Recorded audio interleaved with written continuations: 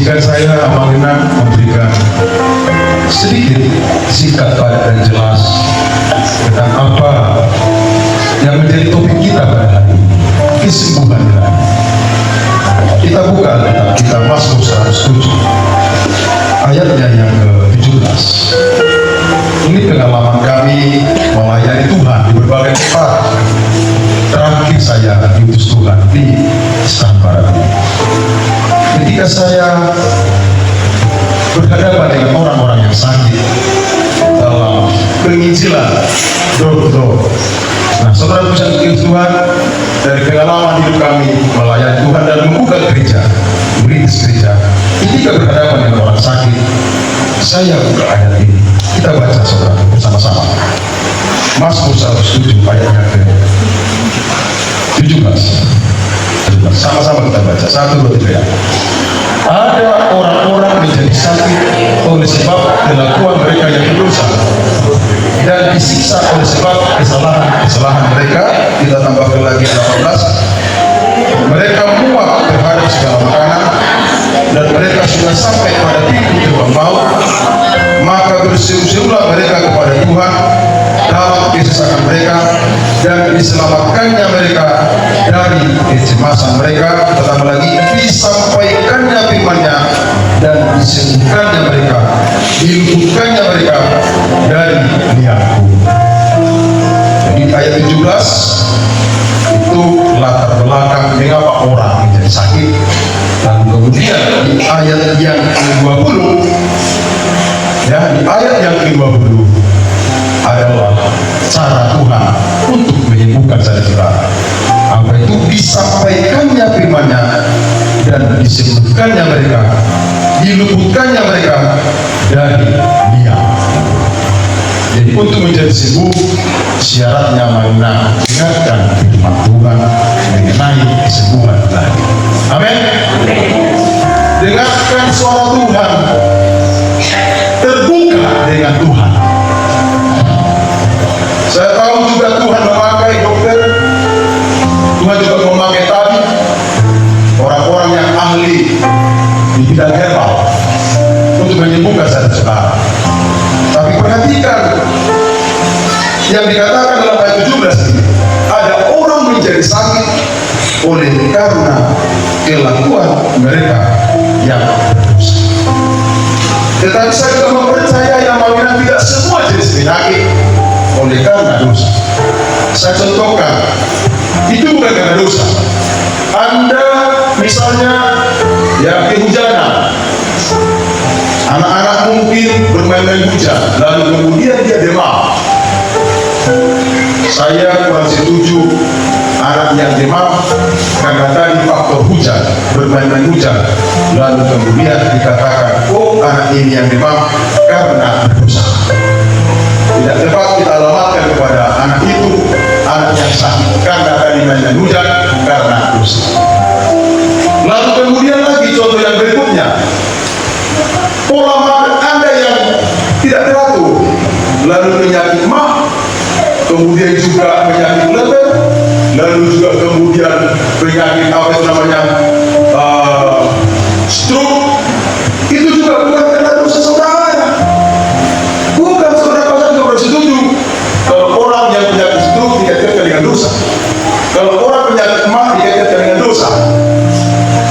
Memang faktor karena pola makan Anda yang tidak teratur, saudara akhirnya jadi sakit mah, saudara menjadi kemudian sakit apa lagi itu, dan lain sebagainya. Tetapi perhatikan namanya. Nah, saya belum mengerucut ini kepada eksekusinya. Ada orang menjadi sakit oleh karena kelakuan mereka yang berdosa. Artinya ada penyakit-penyakit tertentu diizinkan Tuhan terjadi dalam tubuh. Ya, oleh karena kelakuanmu yang berdosa terhadap Tuhan. Untuk urusan yang begini, solusinya dia 20. Disampaikannya firman-Nya, dengarkan ucapan dan firman dari hamba Tuhan, terbuka dengan hamba Tuhan, konseling dengan hamba Tuhan, berbicara dengan yang jujur dengan hamba Tuhan,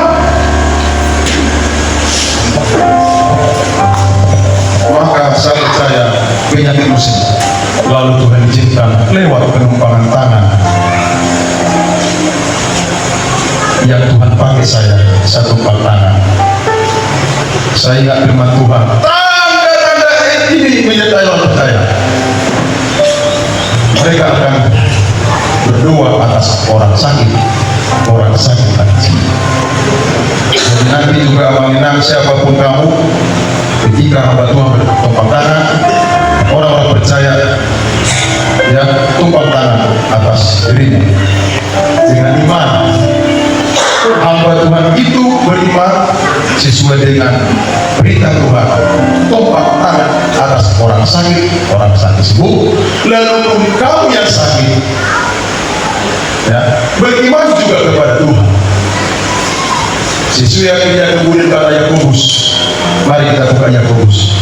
Setelah dibuka dulu kita Yakobus. Doa yang lahir dari iman, ya, akan menyelamatkan orang itu. Yakobus pasal 5 ayatnya yang ke 15 saja. Atau kita baca ayat 14.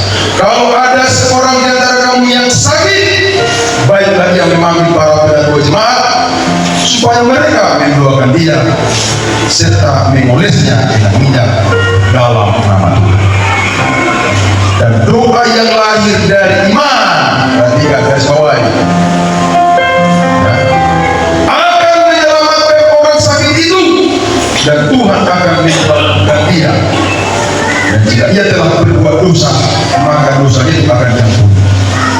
Ketika saya sudah tumpang tangan atas orang sakit yang beliau, saat itu juga sembuh. Berikan kemuliaan bagi Tuhan. Tadi malam kami di gereja segala bangsa bersama dengan tim dari Jakarta.